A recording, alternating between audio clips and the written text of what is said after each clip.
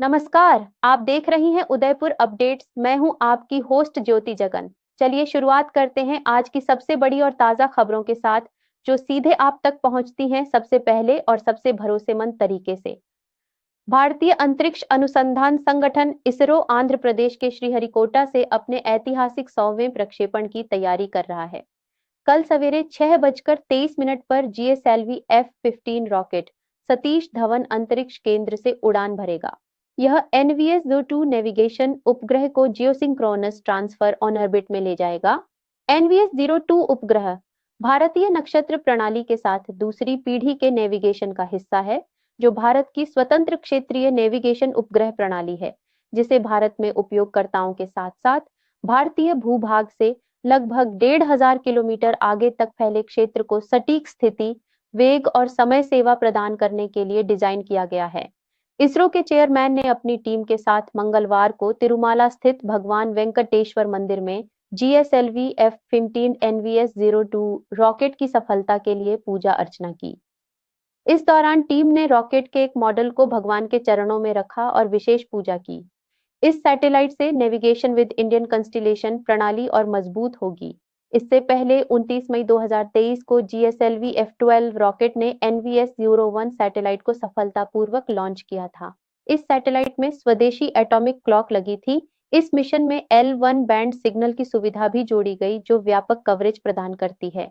प्रयागराज के महाकुंभ में कल मौनी अमावस्या के अवसर पर दूसरा अमृत स्नान होगा। इस दिन अमृत स्नान बहुत शुभ माना जाता है।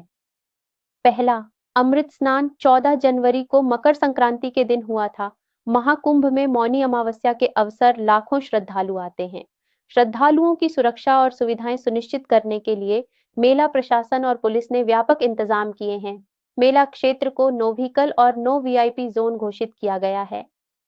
आपात स्थिति में श्रद्धालुओं की सहायता के लिए पुलिस और विशेषज्ञ डॉक्टरों की टीम भी 24 घंटे तैनात है।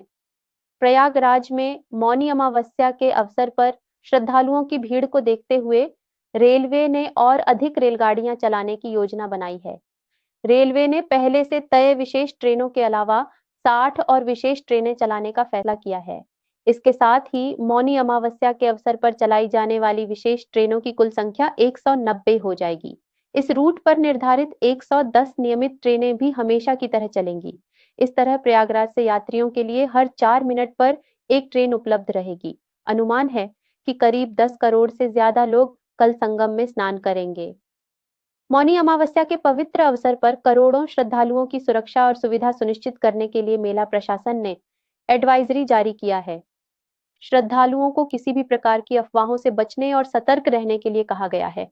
29 जनवरी को पड़ रही मौनी अमावस्या को लेकर पुलिस और प्रशासन श्रद्धालुओं की मदद के लिए 24 घंटे उपलब्ध हैं। क्या करें, क्या न करें? श्रद्धालु संगम घाट पहुंचने के लिए अलग अलग लेन से ही जाएं और गंगा स्नान के लिए जाते समय अपनी लेन में बने रहें। श्रद्धालु स्नान और दर्शन करने के बाद सीधे पार्किंग की ओर जाएं और यदि वे मंदिरों में दर्शन के लिए जा रहे हैं तो अपनी लेन में बने रहें और वहां से अपने गंतव्य स्थान के लिए प्रस्थान करें।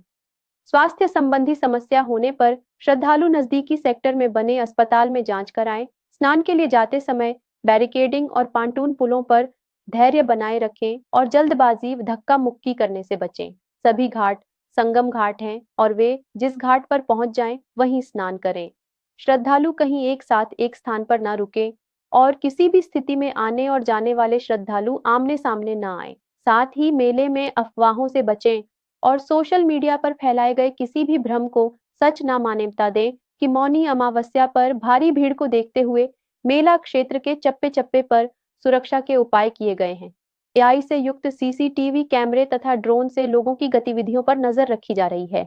महाकुंभ में स्नान के बाद लाखों की संख्या में श्रद्धालु अयोध्या में रामलला के दर्शन करने आ रहे हैं। श्रद्धालुओं की भारी भीड़ को देखते हुए श्री राम जन्मभूमि तीर्थ क्षेत्र ट्रस्ट के महासचिव ने भक्तों से निवेदन करते हुए कहा है कि 15-20 दिन के बाद अयोध्या में भगवान राम लला के दर्शन करने के लिए आए। सोशल मीडिया प्लेटफॉर्म एक्स पर श्रद्धालुओं से अपील करते हुए लिखा गया है, प्रयागराज में 19 जनवरी को महाकुंभ में मौनी अमावस्या का मुख्य स्नान है। अनुमान है कि लगभग 10 करोड़ श्रद्धालु 29 जनवरी को प्रयागराज में स्नान करेंगे। बहुत बड़ी संख्या में प्रयागराज से भक्तजन अयोध्या जी पहुंच रहे हैं।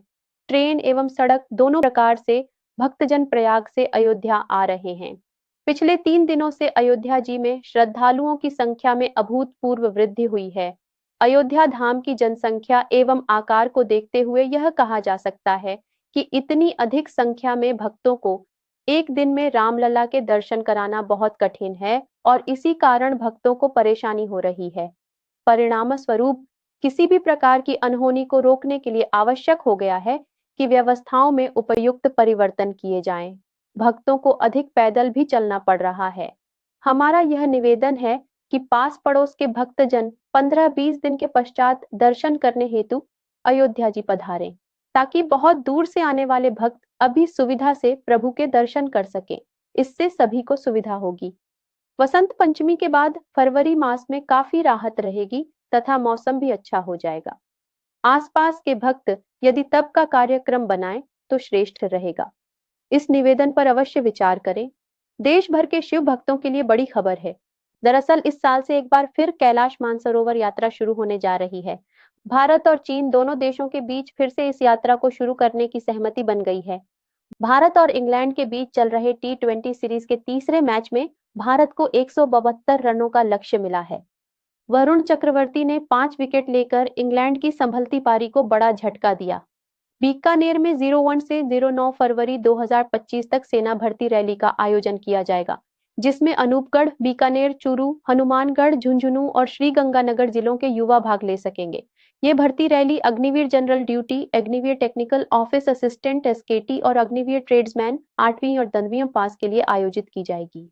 सामान्य प्रवेश परीक्षा 2024 में 6000 से अधिक अभ्यर्थियों को उनके द्वारा प्राप्त योग्यता के आधार पर कोलब जारी किया गया है। शॉर्टलिस्ट किए गए उम्मीदवारों के एडमिट कार्ड इंडियन आर्मी की वेबसाइट से ऑनलाइन जारी किए गए हैं। उम्मीदवारों से अनुरोध है कि वे दलाली गतिविधियों से बचें और केवल आवश्यक दस्तावेज भर्ती कर्मचारियों को सौंपें।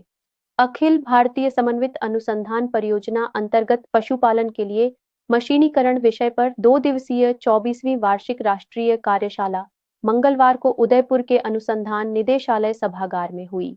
जिला परिषद उदयपुर की साधारण सभा बैठक मंगलवार को जिला प्रमुख के निर्देशन एवं उप जिला प्रमुख की अध्यक्षता में जिला परिषद सभागार में हुई। बैठक में सदस्यों ने जनहित के बिंदुओं पर खुलकर चर्चा की। सदन ने संबंधित अधिकारियों को आवश्यक कार्यवाही के लिए निर्देशित किया। बैठक में महात्मा गांधी राष्ट्रीय ग्रामीण रोजगार गारंटी योजना के तहत वर्ष 2025-26 के एक्शन प्लान का भी अनुमोदन किया गया। महात्मा गांधी राष्ट्रीय ग्रामीण रोजगार गारंटी योजना के तहत वर्ष 2025-26 के एक्शन प्लान को सदन में अनुमोदनार्थ रखा गया। सदन ने एक्शन प्लान का सर्वसम्मति से अनुमोदन किया। सदन में कई सदस्यों ने कुछ स्थलों पर क्षतिग्रस्त सर्द यचकों, झादियों से हादसों की आशंका व्यक्त की। इस पर सीईओ ने सार्वजनिक निर्माण विभाग एवं राष्ट्रीय राजमार्ग प्राधिकरण के अधिकारियों को सदस्यों द्वारा बताए स्थलों पर यथाशीघ्र समस्या समाधान कराने के निर्देश दिए। साधारण सभा में सदस्यों ने जल जीवन मिशन के तहत चल रहे कार्यों में ठेकेदारों द्वारा तोड़ी गई सड्ढेचकों को दुरुस्त नहीं करने पर नाराजगी जताई। इस पर सर्वे कराकर ऐसे सभी कार्यों में रेस्टोरेशन कराने तथा आगामी समय में होने वाले कार्यों में हाथों हाथ रेस्टोरेशन सुनिश्चित करने के निर्देश दिए गए। बैठक में रसद विभाग की प्रवर्तन अधिकारी ने बताया कि राष्ट्रीय खाद्य सुरक्षा योजना अंतर्गत पोर्टल खुल गया है। वंचित पात्र परिवार इनमें ऑनलाइन आवेदन कर सकते हैं। इसके साथ ही उन्होंने अपात्रों को सूची से हटाने के लिए चलाए जा रहे गिव अप अभियान की भी जानकारी दी। पीएम आवास योजना में उदयपुर जिले को वर्ष 2024-25 में 13,700 की स्वीकृति मिली थी। अब केंद्र सरकार ने उदयपुर के लक्ष्य को बढ़ाकर 47,500 कर दिया है। इससे वंचित पात्र परिवारों का आवास का सपना पूर्ण हो सकेगा। इसके अलावा वर्ष 2025-26 के लिए सर्वे जारी है। इसमें अब तक 40,000 आवेदन प्राप्त हो चुके हैं। आवेदनों की जांच सहित अन्य प्रक्रिया के पश्चात सरकार की ओर से मिलने वाली स्वीकृति के अनुसार आवास जारी किए जाएंगे। उदयपुर अखिल भारतीय समन्वित अनुसंधान परियोजना के तहत पशुपालन के लिए मशीनीकरण विषयक 24वीं वार्षिक राष्ट्रीय कार्यशाला मंगलवार को अनुसंधान निदेशालय सभागार में आरंभ हुई। इस कार्यशाला में भारतीय कृषि अनुसंधान परिषद, नई दिल्ली सहित देश भर के 100 से अधिक कृषि वैज्ञानिक, अभियंता और अनुसंधानकर्ता भाग ले रहे हैं। कार्यशाला में विभिन्न अनुसंधान संस्थानों के प्रतिनिधि और विशेषज्ञ उपस्थित रहे। इस दौरान आधुनिक पशुपालन एवं प्रबंधन पर पुस्तक और पेम्फलेट का विमोचन भी किया गया। घरेलू शेयर बाजारों में आज कारोबार में तेजी का रुख रहा। सेंसेक्स और निफ्टी में बढ़ोतरी देखी गई। बीएसई सेंसेक्स 800 अंक बढ़कर 76,000 को पार कर गया, जबकि निफ्टी 205 अंक बढ़कर 23,034 पर पहुंच गया। मौसम विभाग ने कल उत्तराखंड, पंजाब, हरियाणा, चंडीगढ़, पश्चिम बंगाल और सिक्किम में रात और सुबह के समय घने कोहरे की स्थिति का अनुमान लगाया है। मौसम विभाग ने अगले 4 दिनों के दौरान उत्तर पश्चिम, मध्य और पूर्वी भारत में तापमान में 2 से 4 डिग्री सेल्सियस वृद्धि का अनुमान लगाया है। भले 24 घंटों के दौरान शहर का तापमान रहा अधिकतम 27 डिग्री सेल्सियस और न्यूनतम 14 डिग्री सेल्सियस। तो आज की तमाम खबरें यहीं तक। देखते रहिए उदयपुर अपडेट्स, ताकि आपको मिले हर खबर का असली और पूरा विश्लेषण। मैं हूं आपकी होस्ट और अब आपसे लेती हूं इजाजत। बने रहिए हमारे साथ, अगले बुलेटिन में फिर मुलाकात होगी। तब तक के लिए नमस्कार।